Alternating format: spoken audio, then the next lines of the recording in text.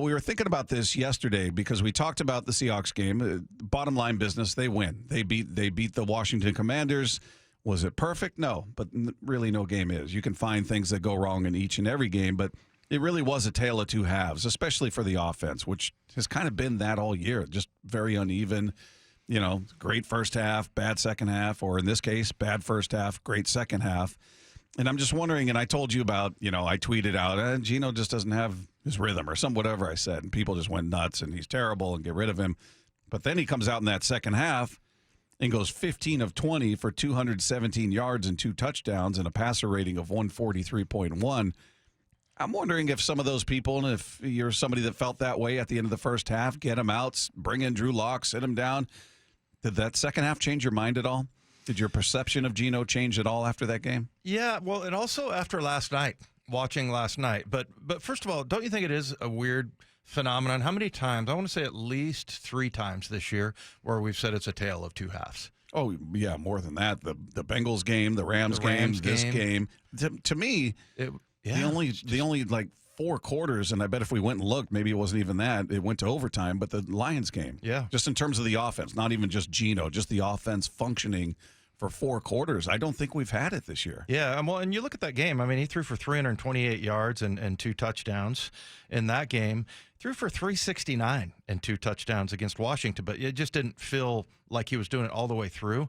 But, and then the other point I was going to make is, guess what, everybody? It's really hard to play quarterback in the NFL. I mean, Josh Allen, look, I know the one pick that went off of his hands was totally on the receiver. It was right, he hit him right in his hands. Goodness. But the handoff that he fumbled, I was like, what are you doing, man? That ball came out of his hand before it ever touched the running back's chest. I was like, he's throwing the game. He's got to be. Look, it's just really hard. And he's got 11 interceptions, and I think it's 3 fumbles now.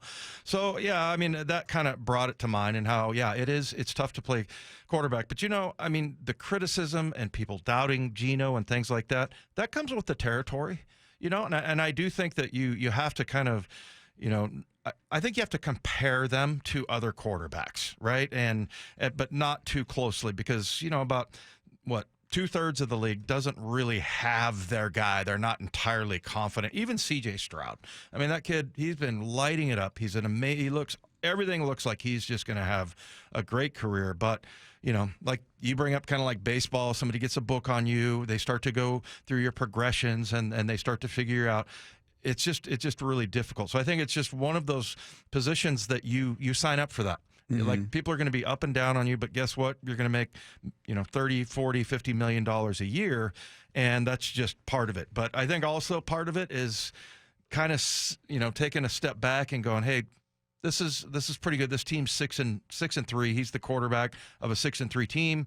We'll get to the ESPN thing later, but a lot of people think they're going to make the playoffs, and but I think for Geno, it's just he's such a different case because of what happened. I think people always keep in mind in the back of their minds, hey, 10 years, the guy couldn't crack the lineup. What was the deal there? And then, he comes out, has this breakout, comeback of the year, comeback player of the year season. And then every time he has something that's a little bit rough, you start to go, okay, is he maybe going to regress back to the times when he's a starter? And that's just the nature of the business.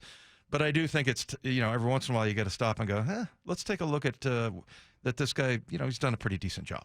Yeah, I think we hit it yesterday. I think Geno is a good quarterback. I don't think he's elite. I don't think you build your franchise around him, but I think he's good enough to win games. We'll see about the postseason. We'll see about the playoffs, what he can get done there. The big games. That's a lot of the criticism has come about in those situations, and we'll see. This will be a good test, but I think he's like I said, decidedly better than I ever gave him credit for coming into the last season. He did tail off in the second half, and it seems like this is probably more about who he is now rather than that first half of last season, which was a pretty unrealistic standard. He was like 71% completion and had very few turnovers, and then it just started to go the other way a bit toward the second half. And so far this season, I would say he's resembled the second half of last season more than the first half. But that's not awful. That's not, he makes mistakes. You bring up Josh Allen, you can bring up Patrick Mahomes. They all make mistakes.